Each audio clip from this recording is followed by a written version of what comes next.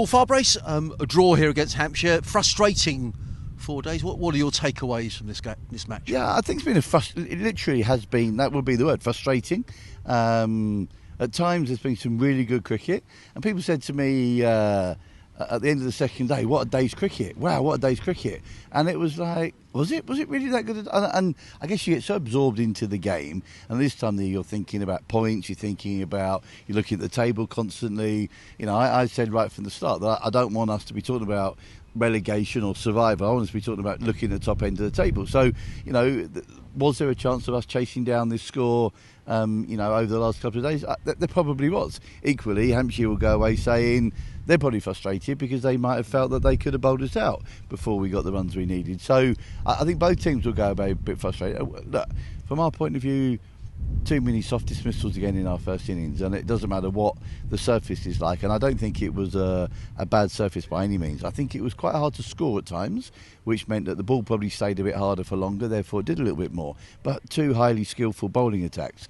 You know, you think Carl Abbott, Keith Barker, two absolutely outstanding bowlers, and then you look at Ollie Robinson, with J-Dev in our side, and Hunty and Finn. I think apart from probably the first 45, 50 minutes when we didn't get it right in the first innings, I think we bowled really well there. I think we bowled exceptionally well. But had we bowled them out for 180, 160, 180 first innings, which we probably should have done, then it might be a completely different game. But look, there's no point looking back and saying ifs and buts. The bottom line is we haven't batted well again first innings. We've got to do something about that. I do think there's a little bit of lack of confidence throughout our batters at the moment. Great to see Hainsey play as well as he did in that second innings, particularly being on and off. I thought he showed great concentration, but he looked like he was back to his best to me, which is really exciting going into the game for next week against Yorkshire here at Hove. Does it feel like a good return, though, taking 11 points out of the game, Paul?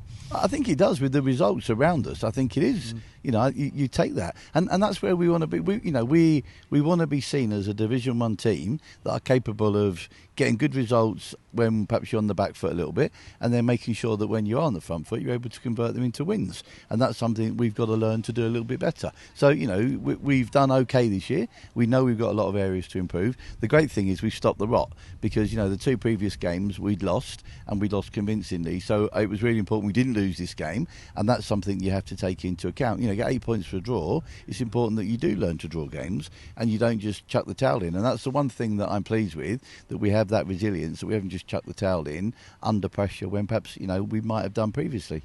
You speak about looking over your shoulder at the rest of the table. Is that something that the players are very much conscious of, Paul, with results, what's going on elsewhere? Absolutely. When we were off for rain earlier, we were following the Notts and Worcester game, we were following the Essex and Durham game, we were looking at who's playing who next week. They're cricket lovers, just the same as people that watch the game, members, spectators, supporters, whether you're watching it, listening to you describing the game, whether you're sat here at the ground, whether you're in the changing rooms as a player. We all follow the game. I get home, go through all of the results from the other teams, look at the wickets of the other teams. That's what you do, because you love the game of cricket, and players are no different. Don't let them tell you that they don't know what's going on. They definitely do. Looking ahead to Yorkshire next week, games coming thick and fast now. Any injury news, or is it a fit squad for next week? At the moment, I would expect us to be a very similar 13 to what we had. So, Ari Cavalis was our spare bowler. Unfortunately, Henry Crocombe's done for the season. Tom Clark is done for the season. They were both injured prior to this game, which is a great shame, because they would have both been in and around the squad. I mean, Henry probably would have played, but as it was, he hurt his side, and he's done for the season.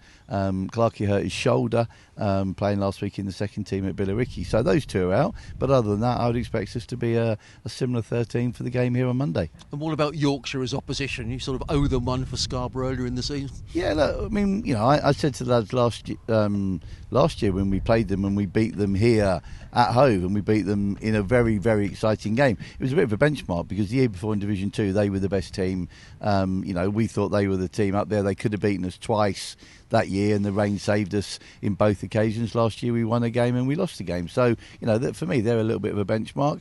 But, they're a side that they'll fancy coming here next week and thinking, maybe we're a team that they can beat, having played as well as they did against us at Scarborough. Equally, we'll be looking at that and saying, they're coming off a bit of a tough one at the moment, and they're a team that we could easily beat.